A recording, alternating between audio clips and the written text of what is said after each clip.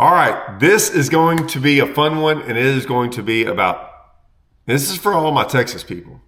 If you're in Texas, well, look, you can be from wherever, but this is more about the Texas lakes around here. Now, we got to figure out, before we even have this discussion, we got to figure out what the rules are for this discussion. We can go two routes, and maybe I'll go two routes.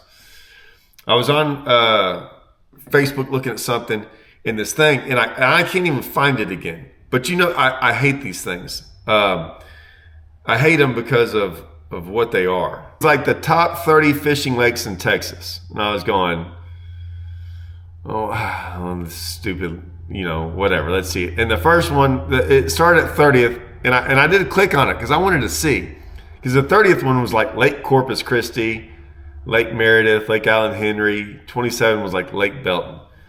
So I was going, okay, wait a minute. Now I got to see what they do, because if you've ever seen any of these things on social media, I don't even know how they base it. I mean, they get somewhat close, but then you're looking at some of them like, okay, that's not reality. Now, how do we want to do this? Do we want to talk about, because it says fishing lakes. So are we going to go fishing, as in all kinds of fishing, or are we going bass fishing? Now, I'm going to kind of throw like a little in-betweener in there, okay? When me and Blake did that video the other day about like where you want to retire, I brought up some things about like not only retire, but like why you'd want to retire on a lake. And we discussed what we thought was good about the lakes we were talking about. And I brought up the fact, like, because I brought up places like Texoma used to be high on that list. And I said, because I could catch largemouth, smallmouth, spotted bass, and stripers, and white bass. But really, like, going around, if I wanted to go catch some giant hybrids, because they're freaking on schooling or whatever, like, that would be fun. Like, I'm not saying I want to go do it every day, but man, I got a family, kids, you got people. Like, sometimes you got a lot of friends that want to go fishing, and you kind of know that they might struggle at catching a bass, or they go freaking like weighing on some 20-pound stripers. Like, I promise you, those people could care less that it's a black bass or a striped bass. And so I look at it as like, I kind of want to make it like fishing lakes. I'm not saying it won't be bass, but like fishing lakes. Now, I'm basing it bass first, high on the list, and then other things that like make it a good lake, right? So like, it's a plus if you could go catch stripers. It's a plus if you could catch smallmouth or crappie, or even or whatever it might be. It's a plus if you can do those things with it. So I'm not going to name the 30 ones, okay? Because they had fork as number one. I would never put fork as number one. Now, I don't fish fork enough, but I have fished fork at times.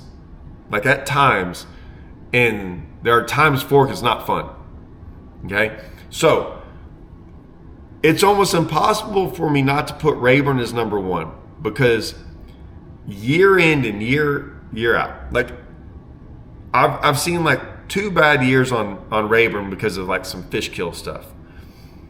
But from like December or January 1st to December 31st, you won't hit bad days or bad weeks. I've seen Toledo get tough. I've seen lakes get tough. Like Fork will get tough. Rayburn's tough is still not that tough. It's still pretty good.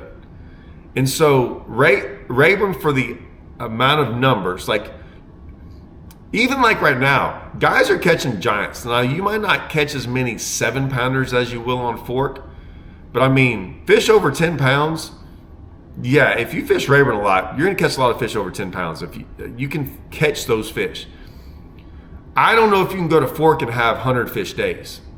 You can go to Rayburn and have 100 fish days a lot, especially like right now, and especially with live scope, like from December to like February, back when it was hard to catch a fish, back in the day without live scope, there were times where it was tough. Man, you might not have over 15 pounds, but you can go catch 50, 60 fish in the wintertime, no problem. and in the summertime, like it's that good. Then the amount of crappie, I mean, I know some crappie guys out there that, you know, they're taking out 4 or 5 guys. They're catching 125 crappie a day, every day. Like days upon day. Like if I went out there crappie fishing and like solely went to go do it, smash on them. The white bass fishing at times is really good. Like I catch a whole bunch of big giant white bass out there. I've heard some guys catching like catfish out there, but it's probably by far, it's big. Here's the other things that's good about it. It's big. It's never really that crowded. Like it gets crowded a couple times, but even on weekends when there's tournaments out there, you can still get away from people. Go during the middle of the week, there's no one out there. It's awesome. No one has boat docks on it. Wake boats, ski boats, and that stuff. Like if you're anywhere past like, as long as you're not in the little section down south, and even then they're not going to bother you. But pretty much 5 miles from the dam north in any direction, you're never going to see a boat skiing. So you have no ski boats, you have no people on the water harassing you as far as like boat dock owners. It's all core land. There's no cities by it, so like you're never in traffic driving around the lake. It's a pretty safe place, and the fishing's phenomenal. And it's far enough south that, you know, northern Texas gets some really, really bad weather. We don't have as much of it. There's just not that, and there's giants on the lake. You can fish tournaments or not fish tournaments. There's more tournaments on it than any lake. It's number one. Toledo, in my opinion, is probably second. And there's some advantages, right? If you wanted to live on the lake, I know some guys that go to Toledo because they live on the lake and they can have a boat dock on the lake, and it makes it like they don't have to load their boat every day. They can go in there for the weekend, keep their boat in their dock, and go fishing. Bass fishing is phenomenal. Bass fishing is better on Toledo than Rayburn when it's at its peak. Like when Toledo's at its peak, it blows Rayburn out. Problem is, it does this.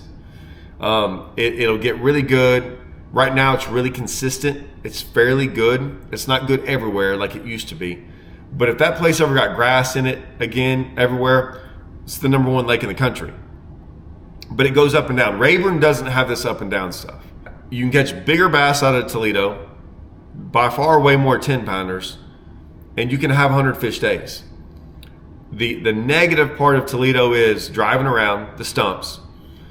I'm not saying it's unsafe. It's just Rayburn, you can drive into so many creeks. Like you can drive to the back of creeks of certain almost everywhere on that lake. Toledo, there's half that lake you can't go in you can't just drive where you want to. You have to stay in lanes. That would be a negative. It's giant. It's way more populated in the sense of way more people live on it. And on a weekend out there, it's wild. And it's not tournament fishermen.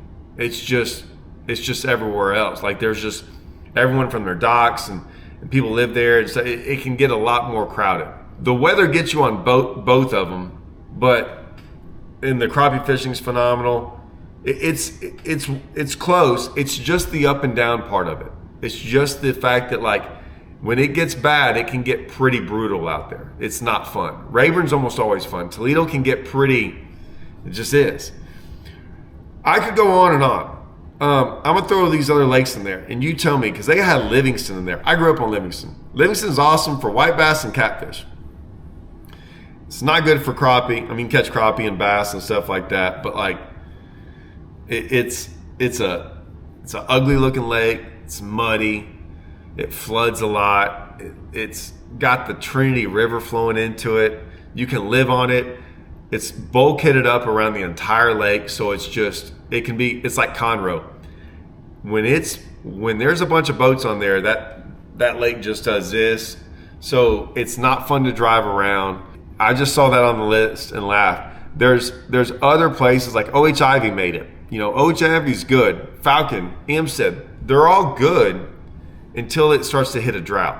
Just like Choke Canyon's hitting a drought right now where I don't even think you can launch on Choke Canyon. And so those lakes, Amstead, Falcon, Choke, Ivy, they're all better than Rayburn and Toledo. When they're at its peak, there's nothing better. Problem is Amstead, Falcon, Choke, they haven't been at their peak 12, 14 years. So you might get 6 years of the most incredible fishing you've ever seen in your entire life and in the country. And then once it starts to decline and we don't get water out there, it's just a desert of windblown. You can still catch some fish out there, but it is not good. And you don't want to live out there. And there's nothing else to do out there. There's no towns. There's no nothing. And it's beautiful. Like Am says, one of the prettiest lakes in the country. But it's just, there's not much to do out there other than fish and hunt, which is great. But the fishing is not good right now. So that's the problem with those lakes. They're up there, but man, when things go bad, they go bad. You got places like Conroe, which has big ones and stuff, and it's fun, but then you got the cities. You got all those Dallas lakes. They're all good, but you got Dallas. None of them are big. It gets cold up there. You can catch some, but you're not having 100 fish days out of most of them. What's funny is, and these are the ones I don't know, everyone's like, hey, how much time do you spend on Rayburn and Toledo? I'm like, well, I haven't been to Toledo. Maybe I've gone this year. I can't remember. If we didn't have a tournament this year, I haven't been in Toledo all year. Rayburn, I've been once since April. And I've got these lakes by my house. I've got Kurth, Nacogdoches, Pinkston, Nacogdoches. I got 4 lakes, all small. Usually when I get on them, there's no more than 5 boats. I can catch 20-something pounds out of all of them every single time I go. That's minimum. Some of the lakes I can go have 30, 40, 50 fish days, but yeah, I can do that. I can catch a 10 out of every one of them. I've caught a 10-pounder out of every one of them. The furthest one from me is 40 minutes. One's 13, one's 15, one's 20, one's 40. And Rayburn's 45 to an hour. And every one of those lakes, I can spend about $3 in gas at them. I won't even spend $3 gas. Some of them I don't even crank my engine. So I don't want to name these lakes. I'll name them because they're my lakes close to me, which I never thought I'd do. But there's some ones. One starts with a P in East Texas. One of them starts with an L as you get to North Texas. One starts with a B. I mean, Lone Star, Bodart, like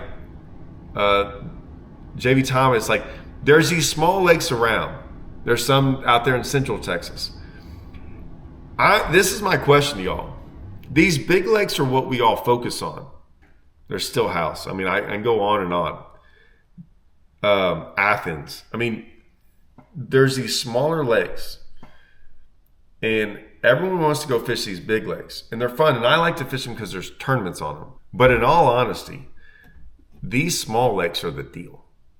And there's probably so many small lakes that I don't even know that people kind of keep, and they're not, maybe you're not going out there and catching a 10-pounder on, but you can go out there and catch 4s and 5s and 6s and have a blast, and like the ease of getting to them and loading your boat.